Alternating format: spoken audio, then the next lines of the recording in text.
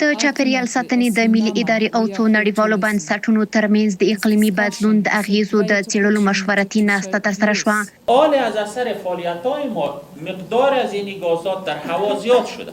اونموی انرژی را که آفتاب میتابه زمین متباقیش دوباره پس به فضای آزاد رفته نمیتونه. اونمویست که ما میگیم درجه حرارت زیاد شده.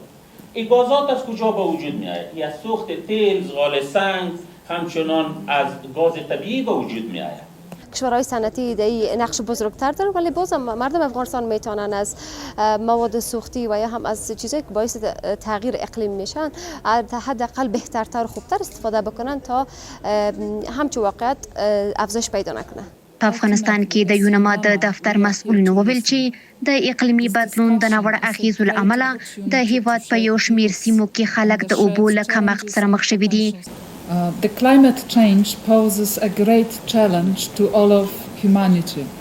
It is a shared burden transcending borders and demands. اقلیمی بدلون د بشریت لپاره لوی ناورین دی او باید له هر ډول قومي، نژادي، مذهبي او سیمه ییز توپیر پرته د نړۍ ټول خلک یو بل ته لاس ورکړي او د دغه ستونزې د حل لپاره ګډه مبارزه وکړي. د اقلیمي بدلون څخه تر ډیره ښځې او ماشومان زیان ویني. Including women, children and the elderly, as well as the youth who will inherit this world.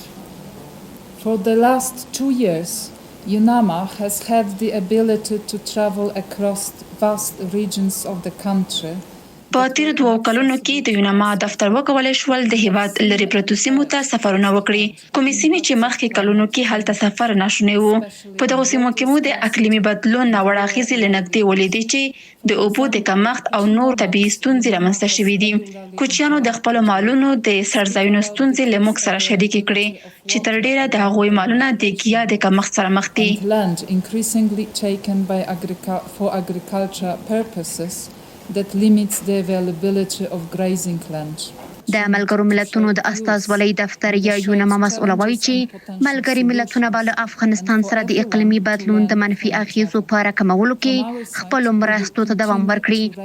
Residents of Besut districts in Maidan Vardak report د میدان وردګو د بهسود ولسوالیو خلکو هم د خپل ستونزو په اړه وویل چې د اوبو د کمښت له امله د مالونو څړځایونه وچ شوي دي.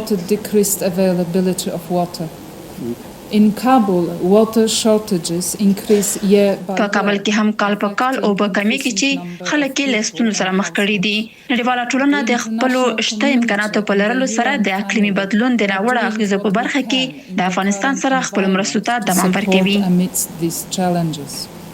د اسلامي امارت مسؤلین هم د چاپیریال ساتنې په برخه کې د مثبتو او هر اړخیزو پروګرامونو د پلي کولو ژمنې وکړې. دا یو بشري موضوع ده، دا یو صحي موضوع ده.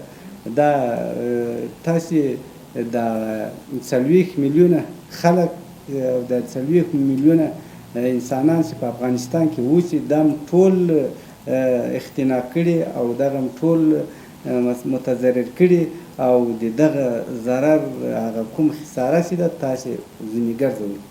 نو بیا هم د انساني عاطفې له وجې موږ له دوی څخه دا غوښتنه لرو له هغو نهادونو څخه چې د افغانستان کوم خسارات چې د دوی په صندوقونو کې جمع دي هغه و افغانستان ته ورکړي تر څو پورې دلته ځنګلونه جوړ شي، دلته چک ډیمونه جوړ شي، دلته بندونه جوړ شي او دغه سیمه سرسبزه شي.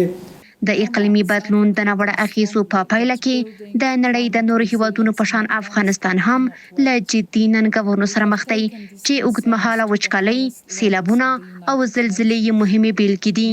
شبنم وزیری، ټایم نیوز، کابل. In September this year, she highlighted the severe impacts of drought, water scarcity and climate change on the Afghan people.